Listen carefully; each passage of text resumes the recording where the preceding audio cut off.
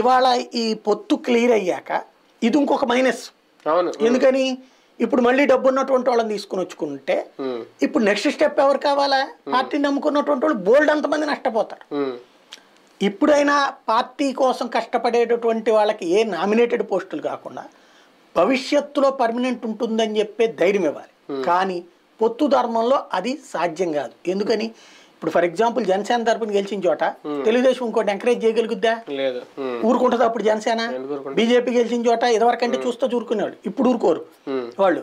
కాబట్టి ఇప్పుడు పార్టీని బ్రతికించుకోవడం అన్నటువంటిది ఒక రకంగా చంద్రబాబు ముందున్నటువంటి ఓ రకంగా అతిపెద్దదైన పరీక్ష. గెలవకపోతే ఉనికి కోల్పోయే ప్రమాదం ఏమన్నా ఉంటుందా రేపు టీడీపీ? తెలుగుదేశం పార్టీ ఈ దఫా ఓడిందంటే మాత్రం ఇక ఆ తర్వాతన పూర్తి డిపెండబుల్ పార్టీ మాత్రమే, పూర్తి డిపెండబుల్ పార్టీ. ఆ తర్వాతన బీజేపీ అయినా జనసేన అయినా ఇది నెక్స్ట్ ట్రిప్ పొత్తులు అన్నప్పుడు ఇప్పటికి మళ్ళీ తెలుగుదేశం ఇస్తానన్న తీసుకునేది ఉండదు. అప్పుడు వాళ్ళు గుంజుకునేది ఉంటుంది. సెకండ్ ప్లేస్ వేరే వాళ్ళు వచ్చి ఆక్యుపై చేసేస్తారు, ఆటోమేటిక్ వచ్చేస్తారు. అదే బీజేపీ అవ్వచ్చు, పవనే కొట్టుకుపోతాడు. అదే బీజేపీ అవ్వచ్చు, జనసేన అవ్వచ్చు, ఎవరైనా చేయొచ్చు.